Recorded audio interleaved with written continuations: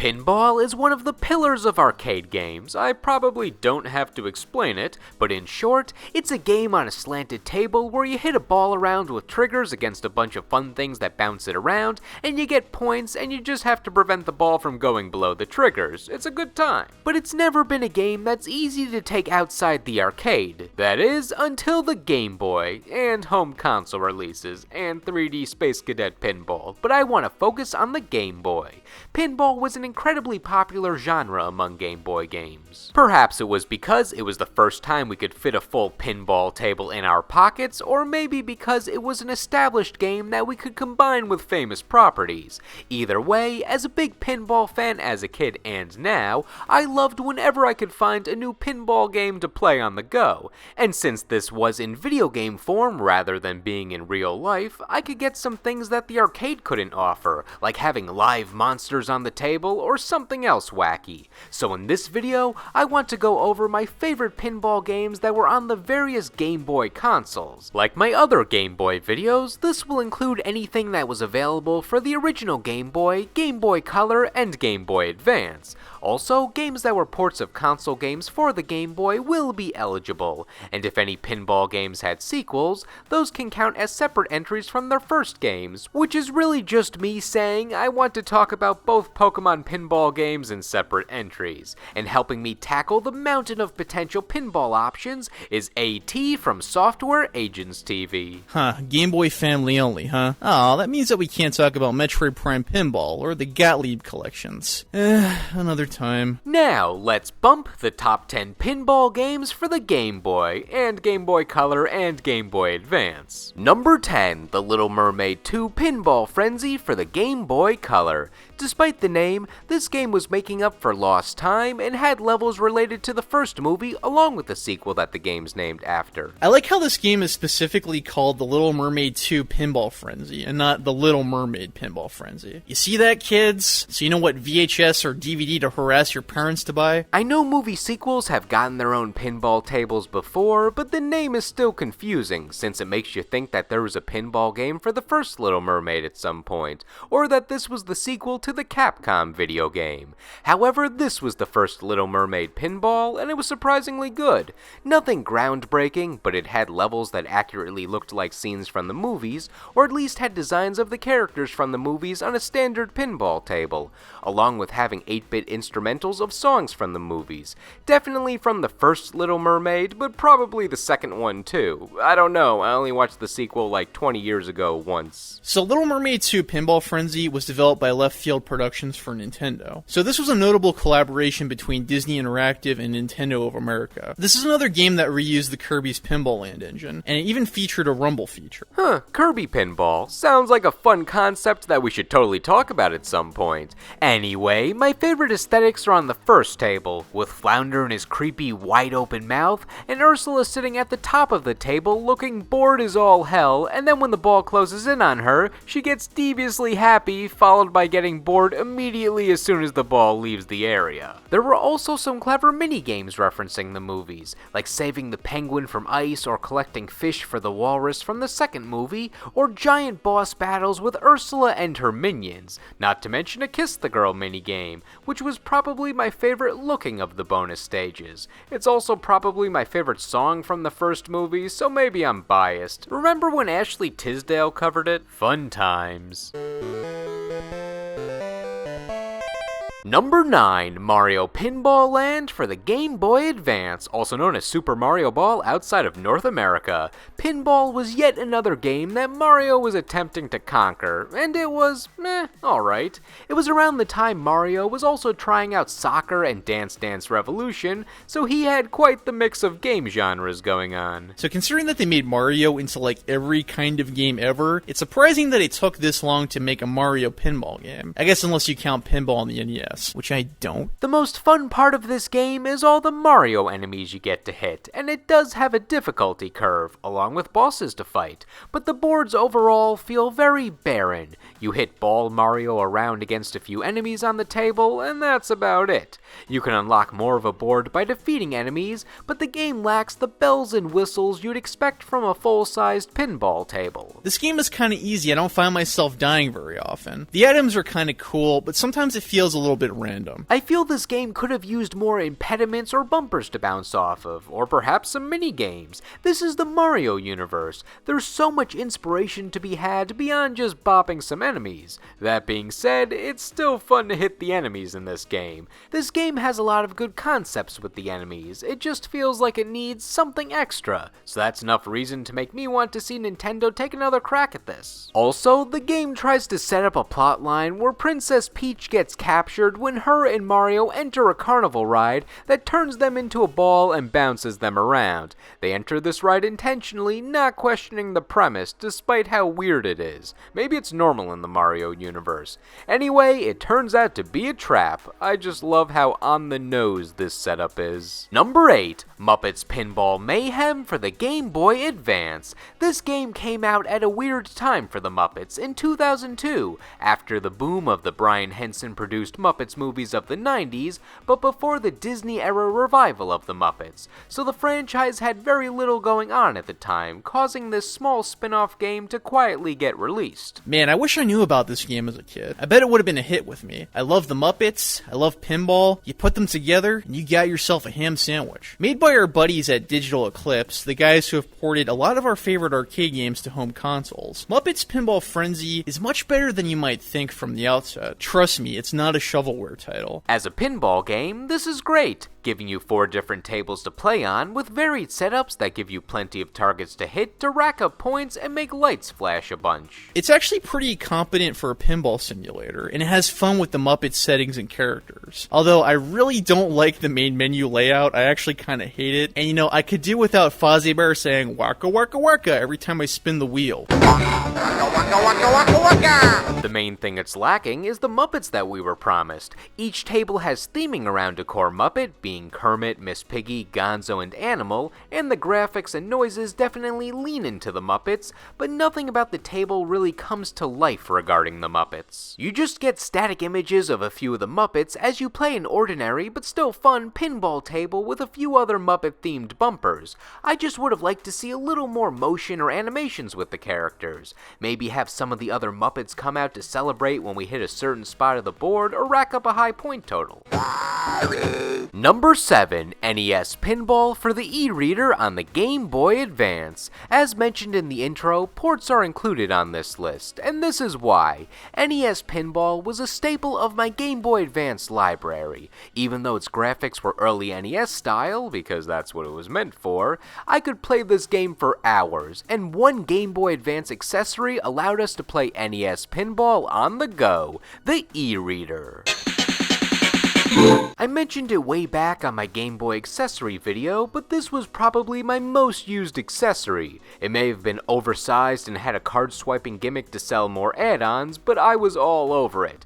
Pinball was my game of choice for the e-reader since there was just so much to the game. For me, pinball on the NES was the first really solid video pinball game. Pinball video game? Video pinball game. I feel like they didn't have a theme in place since the main novelty of it was that it was pinball in video game form for the first time back in 1984, or one of the first times. Don't know if anything came before it. They just kind of threw together a bunch of things that looked like they would be fun to hit in a pinball arena. With 2 screens, I guess 3 if you count the bonus stage. For an early year Famicom title, it feels like you have plenty of space for some hot pinball action. Let's see. Penguins, chicks, seals, playing cards. I'm not sure what the theme is, but oddly enough, the game is pretty memorable. Let's hatch a few chickens, let's flip some cards, let's roll over a bunch of random dots that make noise. It was a standard game of pinball mixed with things that make sense when you play it, but don't have any sort of cohesion when you break it down. You even get to unlock a mini game where you bounce a ball around with a platform that Mario's holding, and if you hit the numbers above him the right way with the ball, Pauline's platform will break and you can rescue her. The game's kind of like Breakout, that game with the paddle that bounces the ball around to break all the bricks on the screen. Like Pinball, that's another game that that has many iterations, at least 10, so if you ever want to hear a list about that, I can probably hook you up. Anyway, it's amazing how this simple pinball game could transcend generations, and all thanks to a simple card reader. Just swipe the pinball cards and you're good to go. Read error. As I was saying, you're good to go. Read error. And you're good to go. Perfect.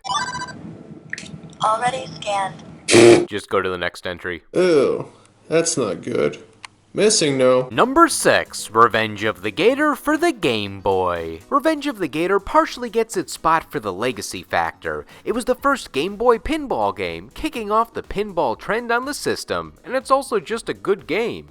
I'm not sure what made them stick with the alligator concept, but they're consistent with it. I'd say it's much more visually interesting than some of the other earlier released Game Boy games, and it even maintains a pretty good sense of speed. Even though there's only one table, there's 4 screens and a few bonus stages, so the game has quite a bit of visual variety. Revenge of the Gator builds a good foundation for the Game Boy pinball tradition, but even so, I think HAL Laboratory would make better pinball games for the brick. Hint hint. The developers really must have liked alligators since this game has no shortage of them, or maybe they didn't like them since you go around hitting them in all sorts of ways with your ball. You even make some baby gators appear with some cool pinball tricks, only to proceed to hit them even more with that same pinball until they disappear. So, who is this gator, and why exactly does he want revenge? Is that the alligator? Is him eating my pinball him enacting his revenge? Aw, these alligators look too cuddly to be having revenge. Revenge is mean. These alligators look nice. It's not like the game even has a story. It's not like it's even a real sequel to anything. What is the deal with this revenge? Well, in Japan, the game is called Waniko no Dairantu no Densense. It translates to March of the 66 Alligators. What? Did they count every single alligator in the game by hand? Even small details like the bumpers are gators, and the ultimate goal of the game is to roll over as many gators as you can who just seem like they want to enjoy their day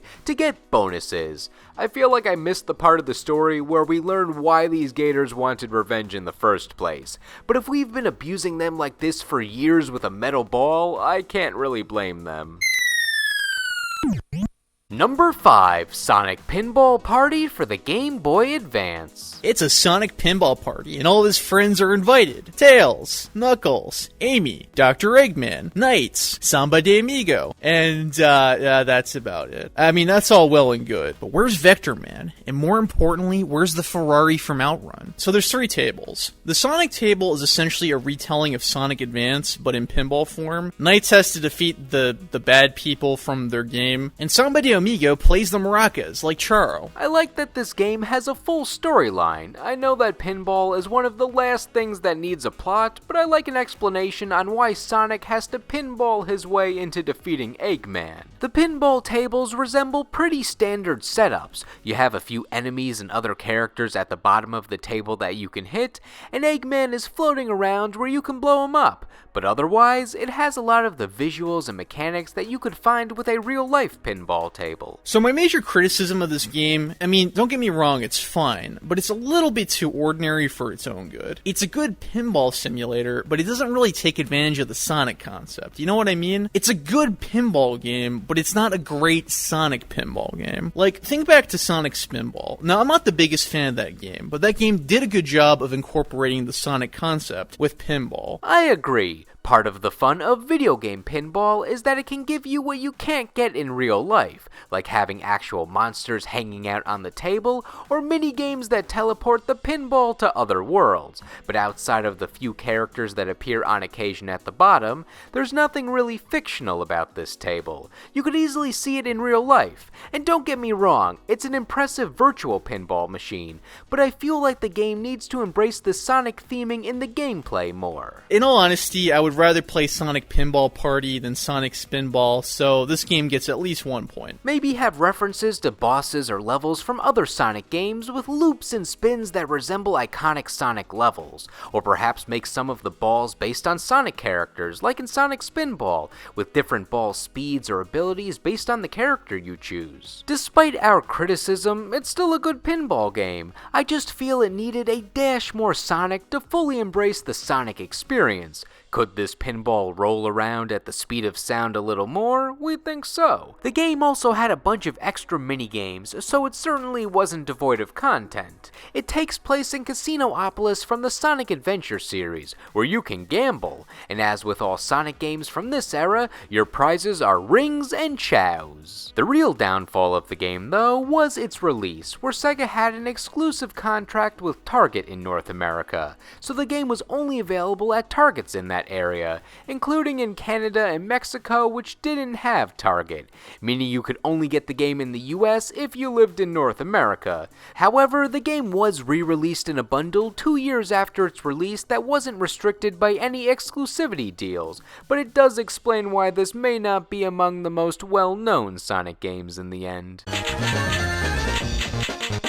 Number 4, Kirby's Pinball Land for the Game Boy. Remember Kirby's Adventure? He's back, in pinball form. Kirby acts as the ball in this game, and I like that he is still mobile without the pinball mechanics. Like, he'll normally be the ball, but sometimes he can just run around on the board. It does something unique by having a living pinball. So there's 3 tables with a boss at the end of each table, and once you clear all 3 tables, it's time for the final confrontation with DDD. Some of the bosses in Kirby's Pinball Land are pretty tricky. They have attacks that disable your flippers. These guys are stinkers. I also like that the boss battles in this game really don't have to change from their original iteration in Kirby's Adventure outside of the layout. Wispy Woods still drops apples on you, the bomb guys continue to hop around on their platforms, and DDD is still DDD. You also get a bonus game where you break a Waddle Dee's platform in yet another game that reminds me of Breakout. Overall, this is a fun little Kirby ride that doesn't need to change much from the original formula.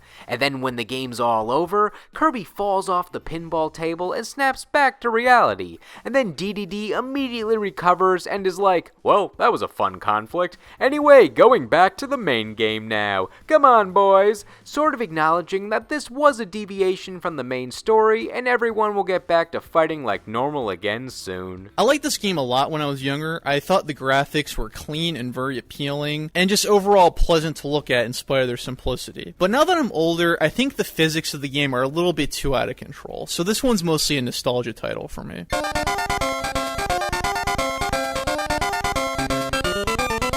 Stop dancing, he's sad. Number 3, Pokemon Pinball Ruby and Sapphire for the Game Boy Advance. As I mentioned in the intro, both Pokemon Pinballs will be on this list, so I'll hold off on talking about some of the core mechanics that this game used from the original game until the inevitable Pokemon Pinball entry. This game is basically as good as the original, with the only thing keeping it lower than the original on this list is my favorite mechanics in this game are based on what I liked in the first game. Regardless, this is a wonderful pinball game and it has its own unique mechanics. You know, I like this one a lot better than the original one. The ball physics are more consistent with actual pinball physics, and I think the game is much more fair. There's less ways to cheese your way out of hairy situations, so you gotta play carefully. I gotta be frank though, I really don't like the music in this game. Some of it is just ear-splitting. Hey, the music is great. Respect the Gen 3 trumpet. Oh no, make it stop! I like the hybrid of making the pinball table feel realistic with all its twists and turns, but still shaking it up by having live Pokemon on it to mess with the ball, or just get hit to unlock more secrets on the table. There's a unique mix of Pokemon to bring the board to life, enticing you to hit them to see how they'd react. Beyond the base tables though, I love the bonus games. My favorites are the true boss battles, like where Groudon creates pillars of lava to stop your mighty pinball from hitting him. Groudon goes all out. He's not just playing defensively, he goes on the offense. That's a real fireball he's shooting at you. You didn't have to go that hard, man. Your body looks tough enough to withstand a few hits. Though the pinball in Pokemon Pinball is an actual Pokeball, so technically getting hit by that pinball one too many times could mean getting captured for life for Groudon. So maybe he is justified in his onslaught against us.